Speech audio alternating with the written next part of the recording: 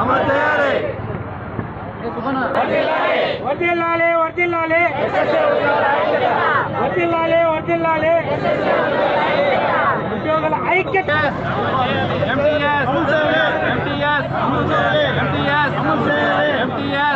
ఉద్యోగులందరినీ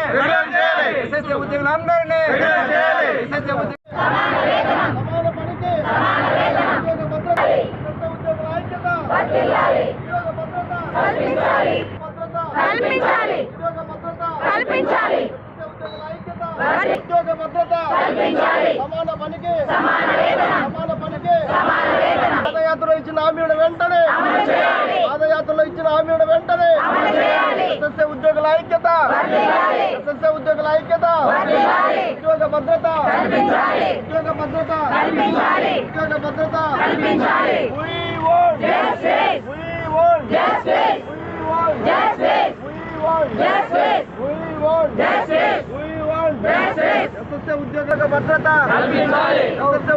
ఐక్యత, ఉద్యోగ భద్రత,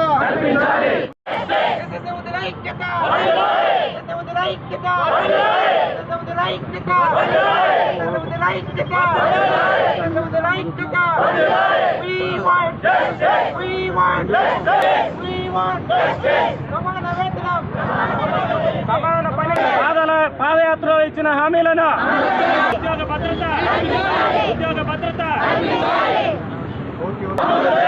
పాదయాత్రలో ఇచ్చిన హామీలను వెంటనే ఉద్యోగ భద్రత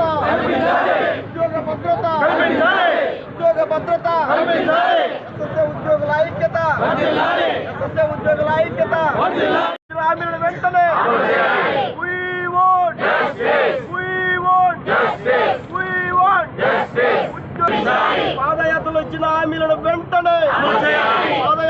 హామీలను వెంటనే పాదయాత్రలో ఇచ్చిన హామీలను వెంటనే ఉద్యోగ భద్రత. శాలరీస్ ఇంతవరకు 2015లో పెంచినారు, ఇంతవరకు మాకు పెరగలేదు.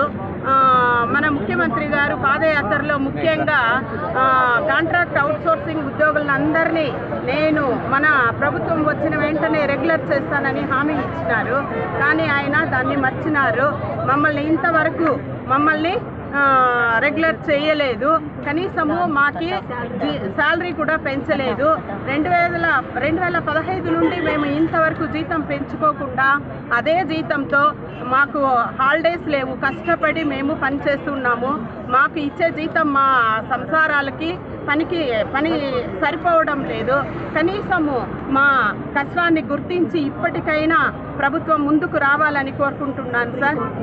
సుప్రీంకోర్టు ఇచ్చిన హామీ ఆదేశాలు కూడా ఇంతవరకు అమలు చేయలేదు. కాబట్టి దయ ఉంచి మా పైన మాకు మంచి జీవితాన్ని ప్రసాదించాలని, సమాన పనికి సమాన వేతనం ఇవ్వాలని కోరుకుంటున్నాం సార్. గా పనిచేస్తున్నాను సార్. ఏ పని గవర్నమెంట్ ప్రోగ్రామ్ ఏ ప్రోగ్రామ్ ఇంప్లిమెంట్ అవ్వాలన్నా గ్రౌండ్ లెవెల్లో చేసేది మేము సార్. ఒక హాలిడే ఉండదు, సండే ఉండదు, ఈవినింగ్ టైమ్స్ ఉండదు, లేడీస్ ఉండదు, జెంట్స్ ఉండదు, ఎవరికైనా వర్క్ సండే ఉంటుంది సార్. కానీ మాకు ఇచ్చే జీతం ఎంత, మా దగ్గర పని చేయించుకునే పని ఎంత ఒకసారి ఆలోచించండి సార్. మేమేం బంధము కోరికలు కోరడం లేదు సార్. మేము చేసే పనికి మీరు మాకు ఇవ్వాల్సింది ఇవ్వండి అని మాత్రమే అడుగుతున్నాం సార్. మీ ప్రోగ్రామ్స్ ఇంప్లిమెంట్ కావాలంటే మేము లేకపోతే మీరు చేసుకోగలుగుతారా సార్? ఒక్కరోజు ఆలోచించండి, ఎవరినైనా అడిగి చూడండి. ఫీల్డ్లో మేము లేకపోతే ఏ వర్క్ కాదు సార్. మా గురించి ఆలోచించండి, మా వేదన అర్థం చేసుకొని మాకు కావాల్సింది ఇవ్వండి సార్. మేము అడిగేది పెద్ద పెద్ద కోరికలు కోరడం లేదు. సమాన పనికి సమాన వేతనం అడుగుతున్నాం, ఉద్యోగ భద్రత కల్పించమంటున్నాం. మమ్మల్ని మనుషులుగా చూడండి సార్. ఫస్ట్ కూడా 15లో నుంచి మాకు శాలరీ పెరగలేదు. మాకు వచ్చేది 20,000 రూపాయలు మాత్రమే. మేము అడిగేది ఏంటంటే సమాన పనికి సమాన వేతనం ఇవ్వాలి అని అడుగుతున్నాము.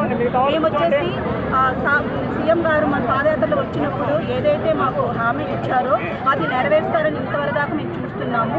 ఇప్పటికైనా మా మీద దయ ఉంచి చేస్తారని మేము ఈ ఉద్యమంలో పాల్గొని మేము చేస్తూ ఉన్నాము. మాకు ఇచ్చే వేతనం కనీసం 20,000 రూపాయలు మాత్రమే మేము అప్పటి నుంచి ఇంతవరకు తీసుకుంటున్నాము. ఆ 20,000 రూపాయలు మాకు మా జీవనాన్ని గడపడానికి కూడా సరిపోవటం లేదు. పిల్లవాడికి బాగలేకపోతే ఒకసారి హాస్పిటల్ తీసుకొని వెళ్ళొచ్చినా మళ్ళీ మేము అప్పు చేసుకోవాలి. అప్పు చేసుకొని దాన్ని తీర్చాలన్నా మాకు శాలరీస్ కూడా మాకు నెలకి పడటం లేదు. 2 నెలలకి 3 నెలలకి పడుతున్నాయి. చాలా అవస్థలు మేము బాధపడుతూ ఉన్నాం. కాబట్టి మా హామీలను కూడా నెరవేర్చాలని, మాకు కనీసం అందరికీ పెంచినప్పుడు కూడా 2017లో మాకైతే శాలరీ పెరగనే లేదు. 2020లో పెరిగినప్పుడు అందరికీ పెరిగింది కానీ మాకైతే పెరగనే లేదు. అదే మాకు మెసెంజర్లకు పెరగలేదు, ఐఆర్టీలకు పెరగలేదు, పార్ట్ టైం ఇన్స్పెక్టర్స్కి పెరగలేదు.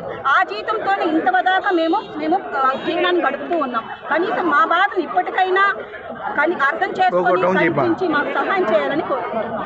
ఏదైతే కేంద్ర ప్రభుత్వం ప్రతిష్టాత్మకంగా అమలు చేస్తున్నదో సర్వశిక్ష అభియాన్ కార్యక్రమం, కేజీ నుంచి పీజీ వరకు విద్యార్థులకు అందరికీ, పేదవారికి అందరికీ కూడా ఉచితంగా విద్యను అందించాలనే ఉద్దేశంతో కేంద్ర ప్రభుత్వం ఈ పథకాన్ని ప్రారంభించడం జరిగింది.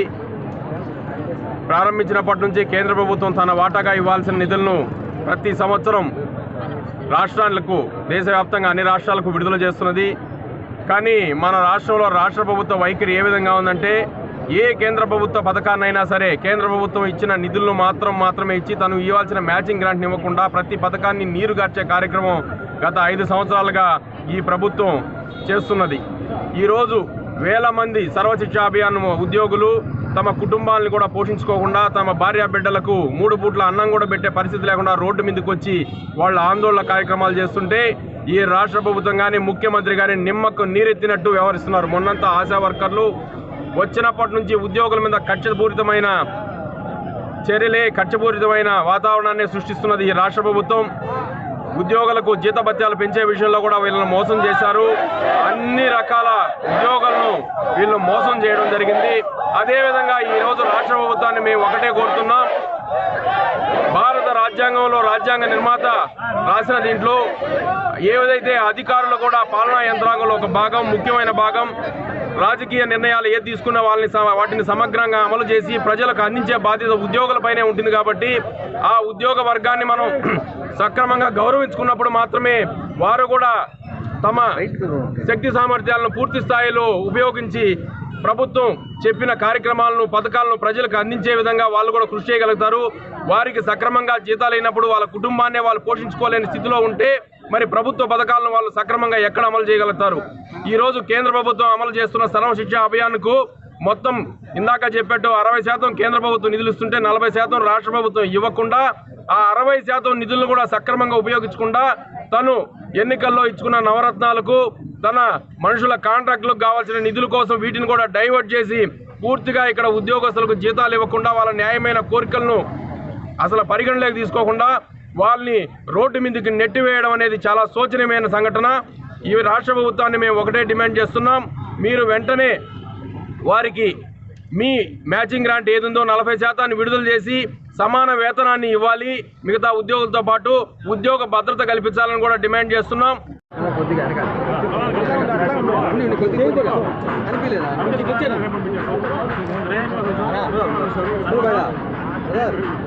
సన్ముగా అంటాడు, సన్ముగా కనిపించలే మాట్లాడద్దు రికార్డింగ్ పోయి రాకోండి మా వల్ల కాదు. ఇంకా ఓకే ఓకే దగ్గర రండి.